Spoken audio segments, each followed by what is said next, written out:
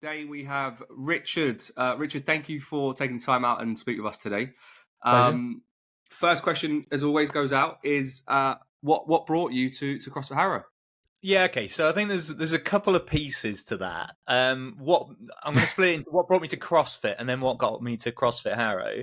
So CrossFit, I remember my first exposure was I was in a conference at work, and the partners. I used to work for a place, PwC, big accountancy firm, loads of partners, and this pensions partner stood up at the front, and they were introducing themselves, and he was an absolute man mountain. He was huge. And I looked at him, I was like, geez, you're big. And anyway, he introduced himself. He was like, hi, I'm such and such. I do this for work. I've got a family, and I also do CrossFit. And I remember thinking, what a dork. Like, what on earth is that? What a lame thing to say in front of a room that probably doesn't know what it is. And then I saw on Netflix, The Fittest on Earth documentary. And I've always been kind of interested in fitness and stuff, and that really caught my fancy. So it was in the back of my mind, and then I moved to Harrow about nine or so years ago. And every time I've been at a bit of a juncture in fitness, going, oh, I'm not feeling like I'm making progress, or the football team's wrapping up or something, what should I do? I had CrossFit on the radar and your gym to come down to, and I just kept putting it off. In my mind, it was... it's not for me, or it's going to be too, like, the movements you see the pros doing on telly are amazing. I'm so far away from that. And things like the logistics. And then one day I was like, I kind of had enough. I've got a feeling this is going to be good for me. So signed up the No Sweat, found it really easy to get down to. And then I think I go down the same funnel as everyone, which is you meet subs. You go, oh, she's great. and then had a few sessions with Soph, and you get locked in very quickly. Yeah, it becomes quite addictive, right? It does. And for me, in a positive way. In a positive way. I found it very addictive because it just works. Yeah. And like all of the stuff that I thought was going to work didn't, and all of the stuff I didn't think could work did, and it's great. So I've really enjoyed it. Apart from the where you said maybe you like the movements that you see the guys do, what was in the back of your mind thinking that maybe it wasn't for you? This is quite a good nosedive conversations going, because I think a lot of people feel the same way as you and see it and they're like, I love the look of it, but maybe it's not for me. And I'm always curious to find why that might be. Yeah, I think it's really intimidating. I think there's... Is that from what you see on things like Netflix and things like Facebook and Instagram? Is that because you see the competition side? So let me just do a little bit of what I was doing before. So like before I came, I was a runner. You know, I'd go out and do 10K. That was the furthest I liked to run. Though I never liked to go further than 10K. That's easy. You put your shoes on, you go out. I played 5-a-side football or 11-a-side, depending on what point I was at. And then I went down to the gym and did some strength stuff. And I probably did that about once a week. Occasionally in my life, I'd do it a little bit more or a little bit less. But I always used to try to boil it down to the fewest movements possible, because there's so much you can do in a gym. It's like, where do I go? What do I do? So I was the big five, the deadlift, the back squat, bent over row, chest press and shoulder press. Yeah. And then I used to do dips and pull-ups. And I would go and I'd try and do whole body. I'd try and do 3. But it was always for me, how do you simplify to make progress in the areas that are important? And then when you see, like, I don't know, like probably my first my first intro session on ramp, you get given a skipping rope and you're like, I don't know how to do this. I'm not sure. I can kind of squeak out a pull up, but a clean, a snatch, or I've never really used a kettlebell like this. You know, there's just a whole world of stuff, and the high intensity interval training component. You know, it's not something I'd ever programmed in for myself. And I suppose that, like, with that comes things like risk of injury. You know, if I do something I don't normally do, am I going to hurt myself? And the other piece that I don't think I appreciated before I started was scaling. The idea that even if bar muscle ups are programmed, I'm not going to be doing bar muscle ups, and I'm not going to just be like hanging there embarrassed. The coaches are there to help you through that. But it's only when you get a taste of it and you start going, wait a minute, this is for normal people. It's not for elite athletes, Yeah. then you start to appreciate how it works. And actually, kind of coming back to that point around injury, what I've found with the variety you get is you're way less likely to get injured because you're doing a bit of everything. And as soon as you Hmm. think that, it's intuitive. But before you start, you got all these misconceptions and so on. Yeah, totally. I think that the realm around injury within cross. I mean, injuries happen in any sport, right? And the most likely way that someone's get injured is because they're not doing something right and maybe not willing to fix it, or they know about it and they're not willing to fix it. But and that's certainly where injuries happen, and that has happened in various CrossFit gyms. It's happened in various commercial gyms. It happens in football, whatever. Obviously, contact sports is generally going to be an acute injury as opposed to something chronic, but. The injury part can happen anywhere, and I think it's if that person can understand that there's a fault in their movement pattern and they're willing to change that, then, like you said, the likelihood of getting injured is probably not going to happen, and you're probably going to be stronger. Well, not probably, you will be. Yeah, In and that area and other areas. And that's certainly been my experience, which is like let's go back to me going down to Pure Gym and banging out the same 3 exercises every week. I thought I'd got pretty good, pretty strong at, say, back squat, and I look back, my technique was horrible, and it led to all these imbalances, and like I'm nowhere near the range of motion, nowhere near enough like glute activation, Yeah, and all of yeah, this stuff where I'm kind of going, well, you know what? Maybe that's why I got injured when I was running a bit. Or that's why, and I know you've talked a lot in the podcast about longevity, and that's why you do it. And for me, the way that it's fixed, like the movement pattern of the legs, like just simple things like the way I climb stairs now, I feel like it has changed.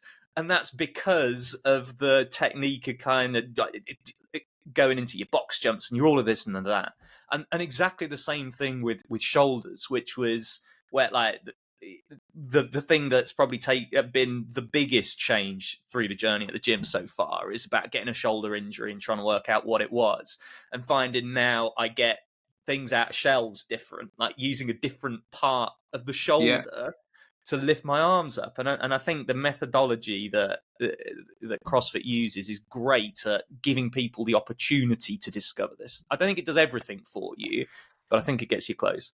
Yeah, well, it's developed I guess from my point of view, I think it's changed quite a lot from when I first started doing it many moons ago to where it is now, and I think the education around it is greater, and people are prioritizing different things. I think back originally when it was quite raw and fresh in maybe 2009, 2010, it was about getting in that hard, gruesome workout, heavy metal music, and like almost like that garage shutter kind of American dream style thing. Hard, hit it fast, and bleed on the gym floor or wherever that was. But that's very much come away from that, and it is about how well you can do something for and how long you can do that for. I mean, ultimately, we've become so much more aware of being fit as a whole, as opposed to in one domain. And our goal, especially now, for the last couple of years at the gym, is how can we get someone fit, expending the least amount of energy, so that they can do that for longer, and not just in that session, but also, like we said, longevity. But it's very different from what it was then to where it is now. And like going back to like what it is now is a lot less scary a message than what it used to be, which just put a crap load of people off.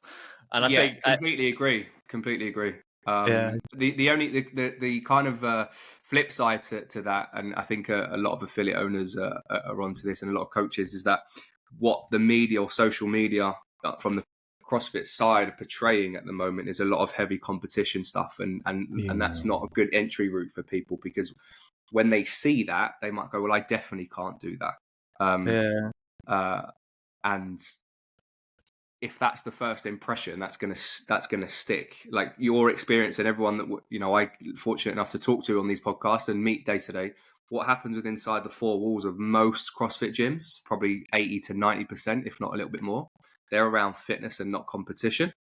So that's where it then becomes available to everyone. It's, I think, where the competitive side is that's not for everyone, and that's probably where things in one way get missed out, but you do so much more too, because you've got a different agenda, right? Yeah, absolutely. But I could talk about that part all day. Let's dive, because I'm looking at the notes, and there's things that you spoke that recently had leadership training stuff, and CrossFit So Scary Be Brave, and this growth mindset that we spoke about. And I've actually read that book a long time ago. But give me a little bit about, or give the listeners a little bit about what that experience and what that's meant for you for the last couple, or since that meeting. Yeah. So just to explain to the listeners what we're talking about, this is the idea of the difference between having a fixed and a growth mindset. And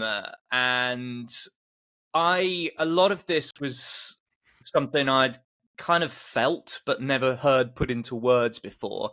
And I just had some management training the other day where somebody put it up on a screen, and for me it just chimed, and I thought it'd be interesting to play it back, because as you say, when I wrote back in the notes, this idea of CrossFit being scary, and you just got to take the leap and go in and do it, for me is a really big thing. It's not easy and you just step in and relax. You got to step up a little bit.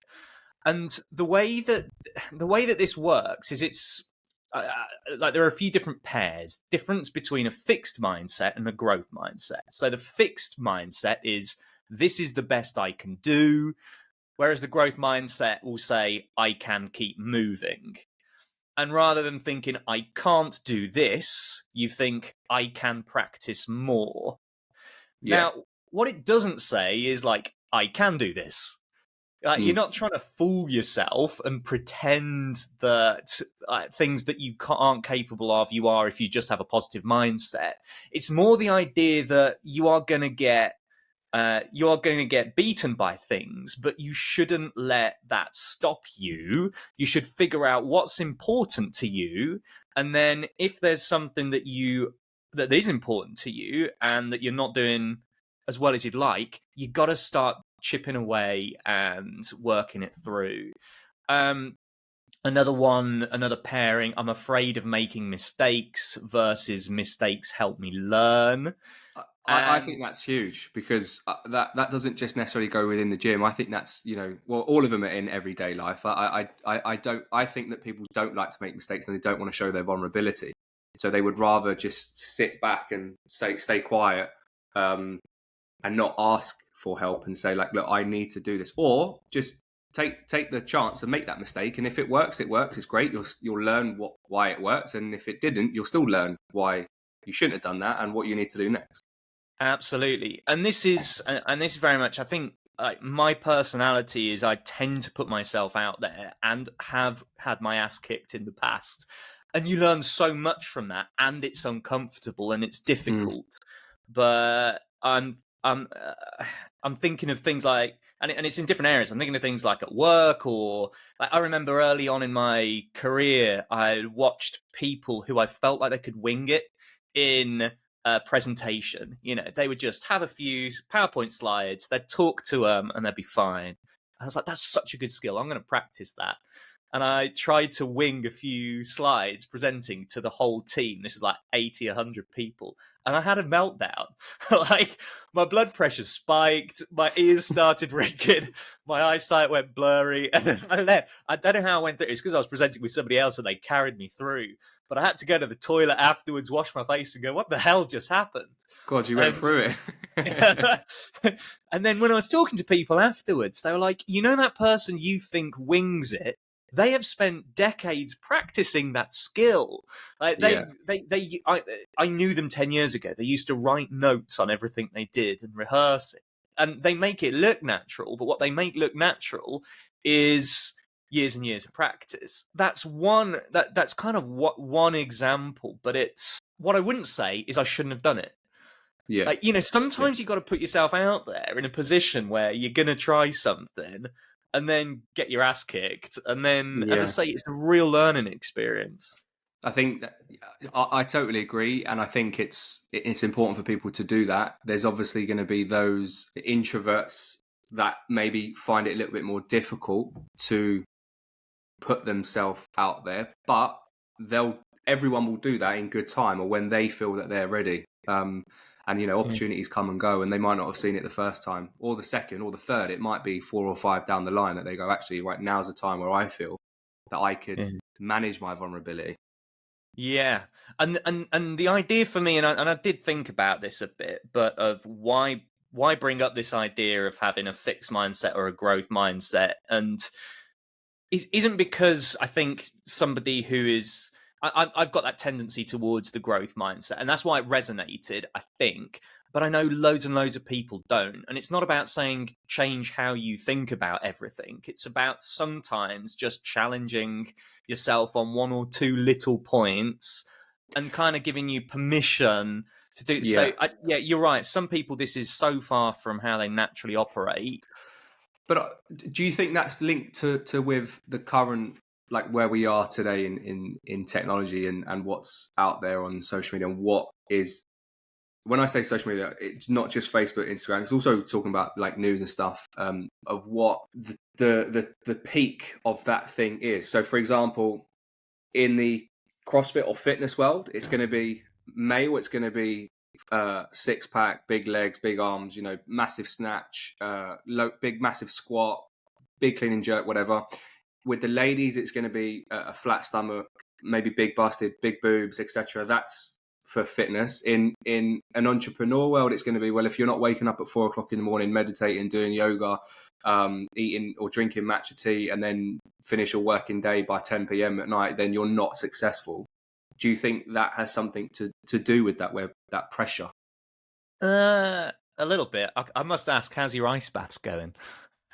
Yeah, Having said that, that's just one of those things where you said you'd started. I was like, you're kidding. Yeah, no, they were great, but then I stopped because I couldn't get the temperature. I'd kind of climatized to the temperature, and to fill the ice bath, to fill it up constantly every morning with ice, I couldn't get it below like 5. So I worked up to like, I think it was 5 degrees, and that was the coldest I got. I think because it was in the shade, and then obviously it started warming up a little bit. But to put in ice every morning, and I just fucked it off. But I will say that did it help me recover? Yeah, absolutely. But I think the biggest thing it done for me during that period was mental resilience. I think it just put me in a different frame of mind. And I think that's also, if you look at it, a part of the growth. I originally didn't think that I could do it. But again, it's just starting those small goals. I think when I first originally started doing it, or we started doing it, 13 degrees or 15 degrees was the temperature. And we just worked our, sorry, my throat's gone. We worked our way down. I would probably do that again. I think next time I'd probably invest in something that is a little bit more convenient, that just stays a little bit cooler for a longer period of time. It looks so inconvenient, but it's a great thing to do. And a lot of what you were talking about, those influencers that give the impression that they get up at 4:30 a.m. and then they do, cleansing diets or whatever. Like there are some good ideas in that, right? Yeah. We should take some stuff away from that. But I think so your question was kind of like, has that made it work? Yeah, I went around in circles. Yeah, I kind of went around a little bit of a... There's a few different things in there. So we started with sort of personality and whether you're introvert and extrovert. And I don't think social media's changed that very much. I think people are just sort of finding different ways of expressing things. But actually, fundamentally, people are always people. And in 20 years' time, it'll be something different. But, we're all got to just work with who we are and figure out in the world that we're in. I do think that there are pressures at the moment, but actually, I think this is a bit controversial, but some of it's not as bad as it used to be in some ways. So I've just started watching back Will and Grace, which is kind of 90s US stuff. Yeah, you a fan? I have only seen a few, but I wouldn't know the story. Like I know the show, but it's good. But it's like Friends, same kind of time. And then it was all the magazines, the fashion mags portraying a certain body image.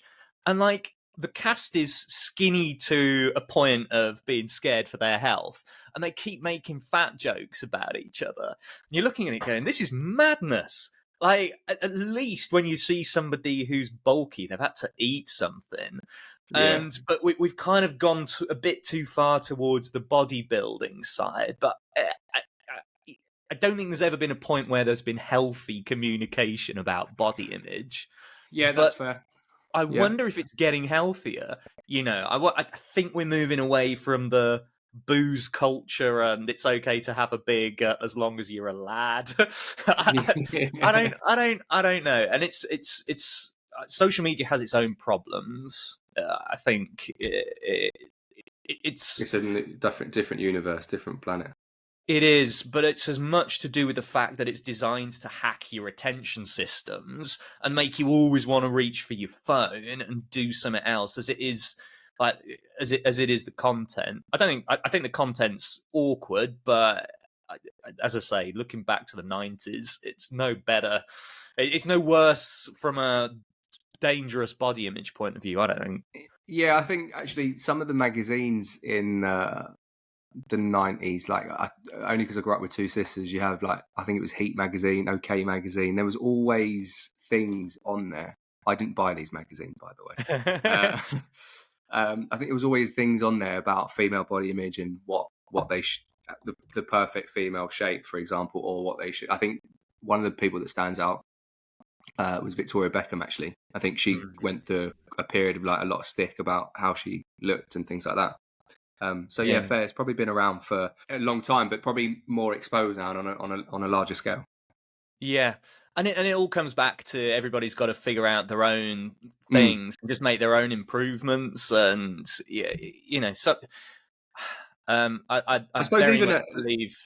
Oh, sorry, go on. No, go. I was going to say I very much believe the accusation that gets thrown at some of these influencers that it's probably genetics. They probably you could get 3 people, or let's say you get 1,000 people to eat the same stuff, do the same workout, and so on. If you take the top 1, they're going to look so different from the next 900, maybe. Who knows? But it's what they're probably doing is going, wow, I've got a body that's naturally inclined to do this, or as you know, maybe taking things that mean they say they're natural and they're not. But whatever it might be, it's not fair to compare yourself. It's interesting to see this stuff out there, but I don't think it's helpful to get stuck in the idea that they are normal people too, and if you do what they do, you end up like them, because there's just so much fake. Like, there's no reality in that. Correct. I don't know if you've actually watched or seen this recently. There's a TV program from my girlfriend watched it, Olivia Atwood's, and like the plastics, like that whole thing of I think they go the last I've tuned in, actually it's quite an interesting program of how much people spend on themselves to make themselves look different, whether it be male or it's both male and female. They'll go through different changes to their body, liposuction, lips done. There's guys on there getting things done to body parts and whatnot. But it is it's the same message but in different worlds, right? It's everywhere. It's everywhere. And it comes back again to that point of longevity, I think. And so I don't get a chance to read many books nowadays, but I did read the Dave Grohl autobiography because I think he's awesome. And he said he remembered going to a benefit gig. So he's the Foo Fighters lead singer, was the drummer in Nirvana, all this stuff. Okay, that was actually going to be my next question once you finish that sentence. Yeah. Being into the music, that's it's taken as assumed knowledge. But so and he said he went to one of these benefit gigs where the Foos were performing, and he said 2 people walked in after each other, both around the 70s, aged rockers. And the first had all this work done. The face was stretched, the teeth were gleaming, the hair was perfect. And he sort of watched him come through and go by. And the next guy looked like crap. He said it's just beaten up, like old clothes. They were both going out to perform, what have you. But he just looked nothing like the first guy. And he just went, I want to be like the second guy. Yeah. I don't want to look where people go, ooh, what's wrong with your face? And he said that moment he just meant he could embrace it. And again, that's his personality as well. But I think a lot of people will feel that way in quite a few years' time and think, oh God, what have I done? Or actually simplicity is so much better for me. Yeah. everyone will get there in their own time, That's it. I guess. I just looking at I don't know how much you could talk about in terms of career wise and head of sales. That that's knowing obviously the stuff that we do in sales can be a very high pressure job. Yeah, absolutely. That's not quite. Maybe I filled in the form wrong. I'm going to have to add a word to that. Oh, Sales sorry, head of analytics. analytics. No, you did. Sorry, that's mine. Sales analytics. You're now looking at me going, "Oh, that makes a hell of a lot more sense." Yeah, Because it does. so I work with all the sales leaders around the world in the business, but I've always been a numbers guy. Okay. So this is, I mean, I'll give you a little bit of, I know we've got a long way through the podcast, but go all the way back and give you a little bit of a quick history. So my first love really was music. That is the thing that caught my imagination as a kid. And I was always good at maths, and I kind of leaned into the stuff I was good at. So my A levels were music and maths. Went to uni to do music. Again, follow your heart, do what you want to do up at Leeds. But at the end of the first year, I could tell I wasn't going to get a very good degree. Like, it just wasn't. It required me to lean in and work really hard, and I'm just not that person. I like a structure. And my girlfriend at the time was doing maths and music as a joint honours. And I thought, you know what, I could do that. So I switched. And then the maths got a little bit more important and the music got a little bit less important. And I've still got friends in the music industry and they really love their jobs. But for me, it works best as a hobby where you can be expressive. If you do it as a job, you've got to go after the next buck and you've got to do music other people want you to do and blah, blah, blah, blah. May I just add in this point for the listeners that we had a talent show at the gym not too long ago. And you came in and and Rich came in and played the drums, and it was absolutely fantastic. Sorry, I just thought I'd slip that in because that was great to see. Oh, cheers, bud. No, and I do love playing, and it's something I'm trying to get. When my last kid arrived, I was in band practice, and I got the call saying you got to come home. This was 4 weeks before he was due. We had a gig 3.5 weeks before it was due. It was the last rehearsal. And yeah, I had to just down tools, but because I was there, people couldn't give me shit about it. Like, it's like they could see the color drain from my face and go, "Guys, I'm afraid I've got to go." And then that was the last time the band played together, and the last time I played with people because it had just got too unwieldy, and it was the final straw that broke the camel's back. And it's a shame though. I'm trying to find a route back in. But yeah, the maths kind of took over, and then I did an internship at PwC, which is where it was kind of a consulting maths role, all to do with how you pay the top execs at companies. So they'll get salary, they'll get bonuses, they'll get shares if their company outperforms other businesses, and it was all around how you design the schemes and incentivize people. And there's a load of legal and accounting stuff around that. Did that for ages, but found I wanted to get back to the maths a bit more and moved around into an HR analytics role. And finally, I ended up going in-house at PwC doing their sales analytics, which basically means adding up who is selling what where, and then kind of going in and going, you could do more, you could do less, there's an opportunity here. You're not moving things through the pipeline quick enough. We've got a problem because we're not filling the pipeline. All of that dynamics of the sales process, you can use numbers to shine a light on it. And then a few years ago, I moved from PwC, where I'd been my whole career, to an exhibitions business called RX. We do Comic-Con in London. We do a fitness show called FIBO. I don't know if you know. It's one of the world's biggest fitness exhibitions. And we do exhibitions in any industry you can imagine, like sheets of aluminium, building hospitals, gifts, real estate, jewelry. We're big, all kinds of stuff. And it's been a really cool role because I've done some sales incentives design, some general analytics, like I was just saying, but I sit in the strategy team, and actually it's a lot of how are we going to shape this business for the future? How are we going to get like the different events talking to each other to make them as successful as possible? It's a brilliant business, but a really odd one. Nobody plans to go into exhibitions. I think you end up falling into it. Well, so do you, working with numbers, do you find the job highly stressful, or do you find that actually managing work and stress as a good balance? Relatively good balance, actually. I think Does there it are a get lot.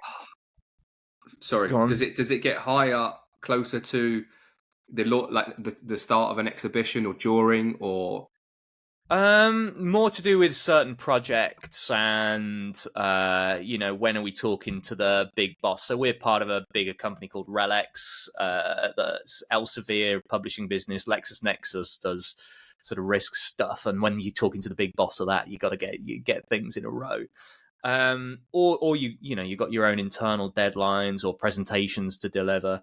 But because we run 350 of these events, so at the Yeah, group level, you can't get sucked into any individual one. It's more seeing how the whole business is changing and trending. And I when I got my graduate job, I remember going to a graduate fair, not having a clue what I wanted to do. And it was hosted by KPMG, who are another one of these accountants. And I spoke to somebody, and they said, "What do you want to do?" I was like, "I don't know." They said, "Well, what are you studying?" I didn't tell them about the music. I said maths, and they said, "Well, you should be an actuary then." And an actuary uses maths to model insurance and pensions. And I went home and looked, and it came top of the like earn money but don't get too stressed ratings of jobs. There's like a list of them, and I don't know, being a cynical kid, I was like, that suits me. So I do think office jobs aren't quite as, like, we don't sell them enough to people deciding what careers to go on, because I think a lot of people, when they try and work out what to do, they like to go for something they can imagine and they've seen and they've felt. Whereas there's just a whole world of stuff that needs doing that nobody could ever tell you needed doing. You just have to get out there and, I don't know, take one step after the other and see where it goes. But and now that's there's a long probably way more of trying to opportunity. justify. Yeah, I think so. But that's just a long way of justifying. Actually, pretty. I mean, work hard, but I think a lot of people out there work very hard too. Yeah, fair. And I think one of the questions I want to ask, and obviously some of the listeners will be in a similar position of work, family, training, and my question is there anything, how you manage that you could help someone who maybe doesn't manage it so well? Um, I think, yeah, part of it is you just got to recognize it's going to be tough, and you're going to have to put in quite a lot of effort. So there's no shortcut that can mean it's Yeah. easy. You're going to get into a place where you do just end up working quite hard. And then it becomes about priorities. So I work 4 days a week. Not many blokes do. I'm on part time at work, and I just kind of push that conversation at the right times, to make sure that I've got that extra day. The downside is I get paid 20% less, and that's a big kick. You got that's not insignificant. But my wife does the same. She's 4 days a week. That one day I'm not at work is not an easy day. That's the day I've got the kids at home, but that allows a little bit of balance with with spending time with them, spending time at work, making sure that my career doesn't take priority nor my wife's doesn't take priority, and just trying to get that balance. So I think having that fundamental balance between the two of us gives us enough space to then try and fit in the stuff that's important. And that's the other tip for me, which is you got to prioritize. Like, I think COVID was interesting, and I shouldn't use a C word now, but COVID was interesting because it gave everybody the opportunity to do like so many hobbies, and you come out of it almost with an anxiety. Like, I had that owl from Duolingo shouting at me for months because I really got into it, and then I What let were you go of learning? it. Spanish. Sorry. Like, I haven't done it for years. I really enjoyed it during that period, but what I've ended up bucketing what I'd call tier A hobbies and tier B hobbies. And you've got to let go of the tier B, even if you love them. But I don't do Duolingo anymore. I Yeah. can't. I don't read books. I like to read books. I don't play football. I love football, but I've had to let go of that because coming down the gym is something I want to make time for. Playing golf is something I want to make time for. And again, partly a longevity play. My granddad played till he was 85. If you can find Wow. a sport where you and your old fogey mates can go out and wave a club, brilliant. Like that's Yeah. hopefully gonna bear fruit for a long time. And the other one is music. And those three are Your take non-negotiables in a precedence way. over everything. Yeah. And then you have to, and then it's a case of fitting it in. We haven't seen each other for ages because I've ended up being sucked into the world of the 6 a.m.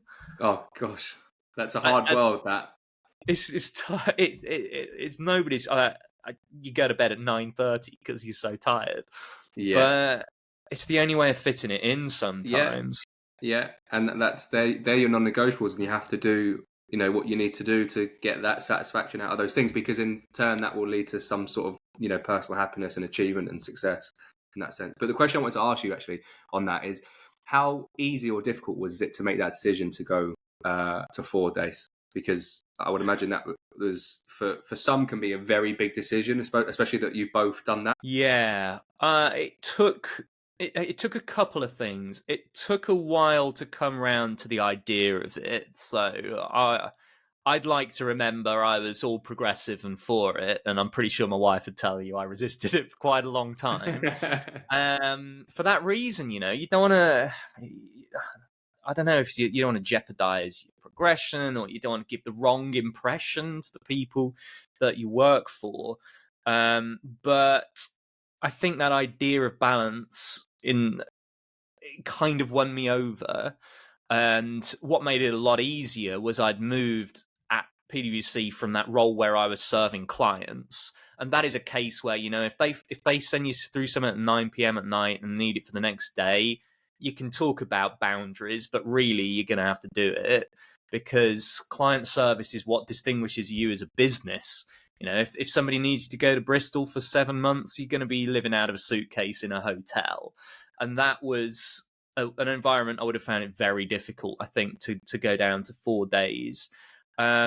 But then because I moved internally, completely different culture, people who were working part-time, mainly the women in the team, but it just opened that door for me to say, well, a few of you guys do it. What about me? And I think the environment was key. I then felt blessed to get the role I've got now, because it was a bit of a step up and it was something I was aiming for. And I asked my boss and he said, no way, you got to do 5 days. And again, we had to make that work for a while. But that was when there was a lot more working from home and I could come at lunchtime. So you kind of caught the end of that. I've only gone back down to 4 days this year, but that's because I've been there 3 and a bit years. The leadership was changing, and I said, look, this is me being there 4 or 5 days isn't going to change what I can deliver now that I'm embedded. If you want me to do more, give me more people. Don't ask me to work 5 days. But it was about waiting for the right time, I think. And I'd go up to 5 if I had to with another role again. But Life is all about timing. Yeah. In everything. Life is all about timing. You said a while ago, which would touch base again on, that music is your first love. And we've got, I'm just looking at the notes, drums fairly good, conducting okay, singing pretty good, and guitar bad. Is that where you spent the least amount of time on? Absolutely. That was another COVID one. But there's something about, well, actually, I didn't even list piano, which is the first instrument I played. But it's behind you, yeah. I'd love to be a good guitar player. And actually, I think it's a great instrument because you can just be you and a guitar and you can sing and perform and feel like you're making music. Problem with the drums is nobody's going to go and listen to a drummer for a night. Very much an accompanying instrument. So what I have done with the guitar is I've picked up enough that I can play along with, like, if my daughter wants to do a song, like, I can play a few chords and we can hack through things that way. But I think it's the coolest instrument. I wish I'd learned it from when I was younger. And another thing I found during COVID with the guitar, like, the internet is so full of free stuff to help you, like Duolingo with languages. And then there's a guy called Justin Guitar who's got this course that'll take you from not knowing anything to being able to play loads of stuff. and it was really great. I enjoyed it, and then life went back to normal, and I had to give it up again. It takes a lot of hand-eye coordination to play guitar, right? Yeah, it does. But from piano, and when I say drums, actually my main instrument by the time I went to uni was percussion. So that's the Right. drums, but also things like the giant xylophones and glockenspiel and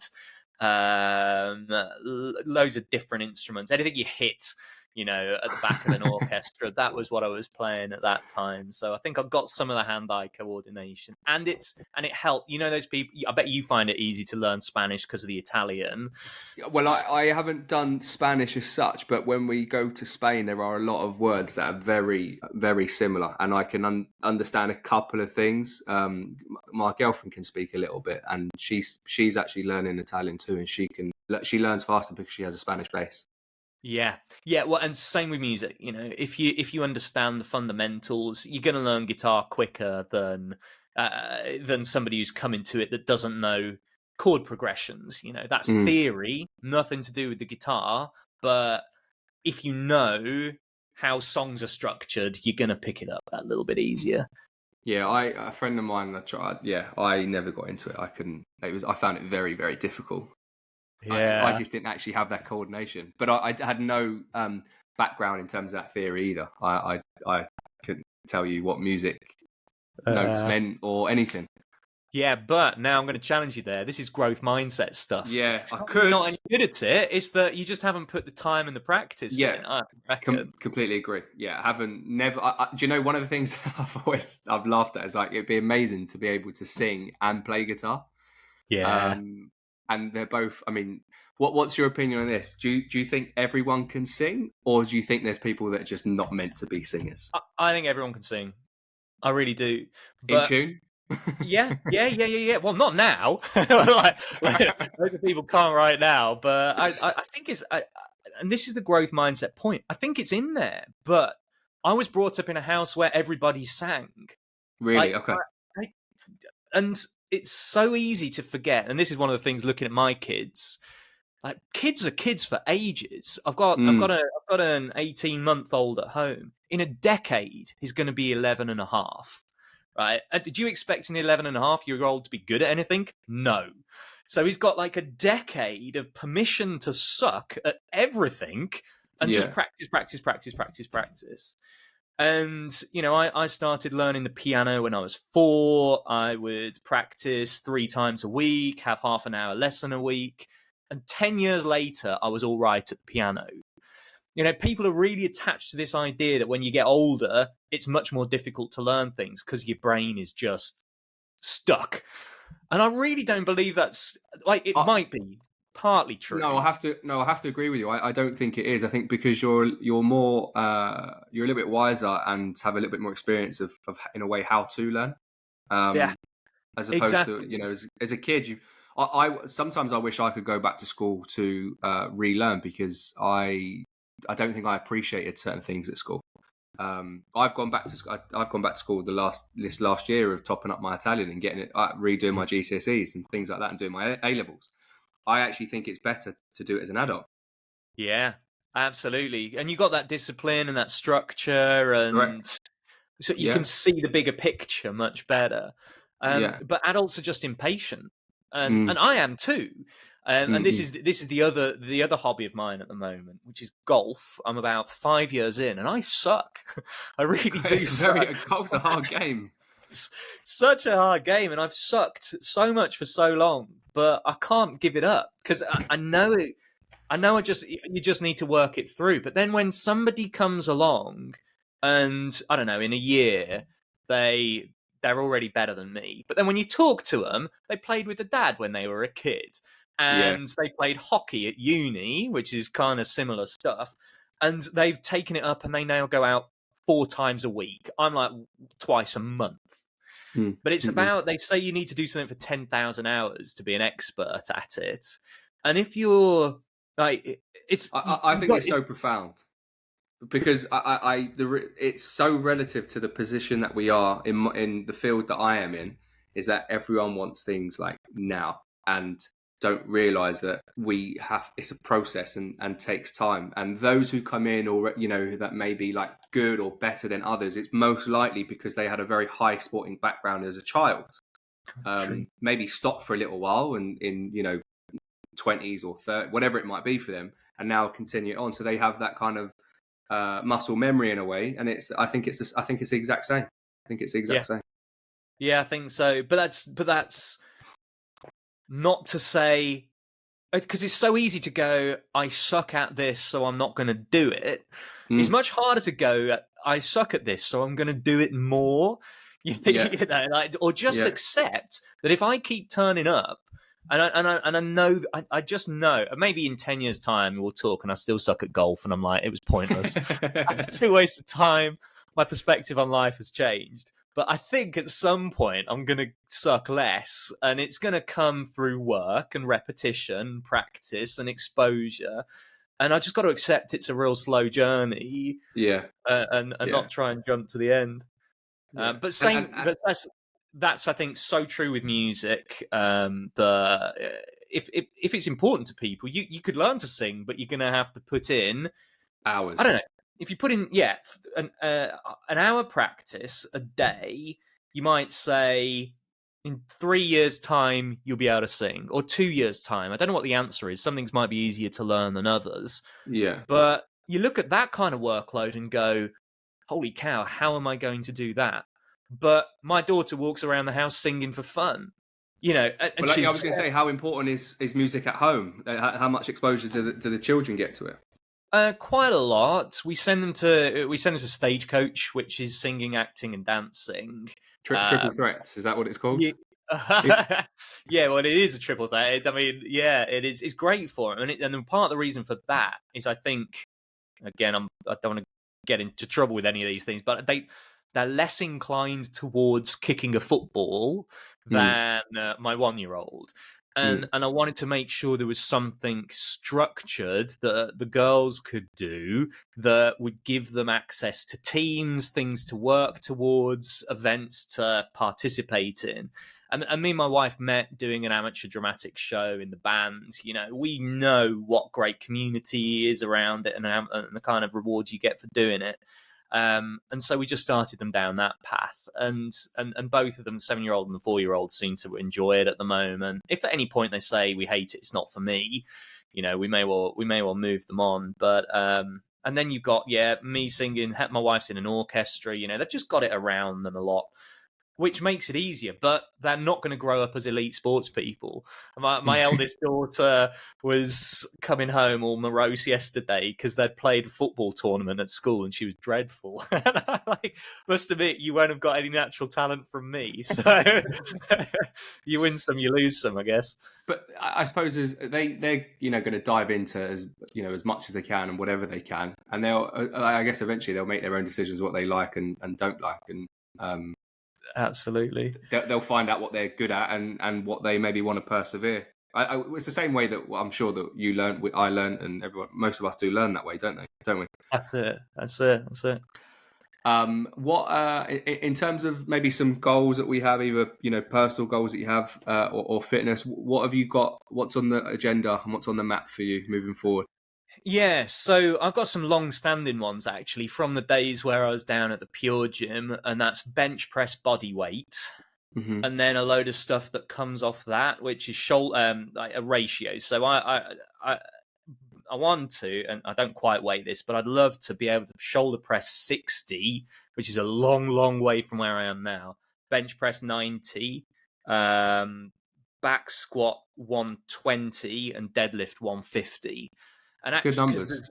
I saw this ratio thing of like you should do blah blah blah blah, and that's been with me for ages. And on the lower body stuff, I'm not too far away, but I'm miles away on the upper body. And actually, I'm a bit relaxed again about how long it takes me to get there, because what I've found over the last year and a half is it's been about mechanics and stability, not strength. So when the time comes to build strength, you got a stable base, but the mechanics have been the limiter for a while. But then there are a couple of other movements. And then there are a couple of other movements I've got in mind around single leg squat. I'd love to be able to get one.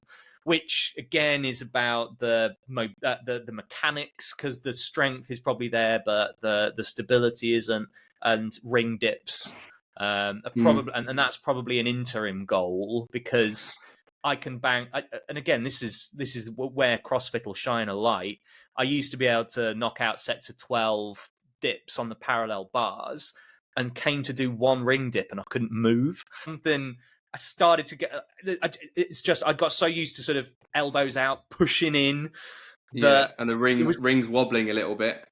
And I couldn't. I just impossible. So for now, I know for a stability point of view, I need to get ring dips. Then my shoulders are working properly. Then, so those are probably the fitness goals I've got at the minute. Yeah, they're all interlinked. I mean, you'll find that as your things like flexibility improves, as your stability improves, core, all those shoulders improve, all those things will slowly come together. The strength, as your strength reaches closer to those goals, you're also going to find that a lot of those things may be easier to do. For example, once your squat gets to those numbers, the only thing that's probably going to hold you back in that single leg squat is probably not going to be your strength. It's probably going to be the flexibility or mobility to get into that position, or stability of the knee, the ankle, those things, and how your foot lands, and in terms of is it pronated, underpronated, etc.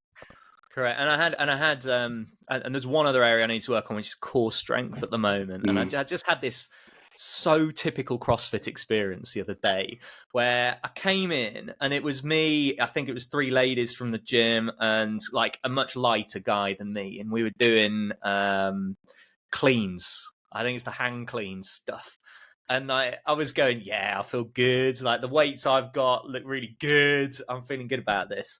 And then the workout came, and it was 100 kettlebell swings and 100 sit-ups. Oh, yeah. And break it up however you want. And I was like, I'm going to do 5 sets of 20 sit-ups, 4 sets of 25 kettlebell swings. And let's just say it ended with everybody stood around me going, go on, you can do the sit-ups. How many have you got? Like, I've got 25. People were stood for minutes going, 17. 16. I was like, I'm having a break.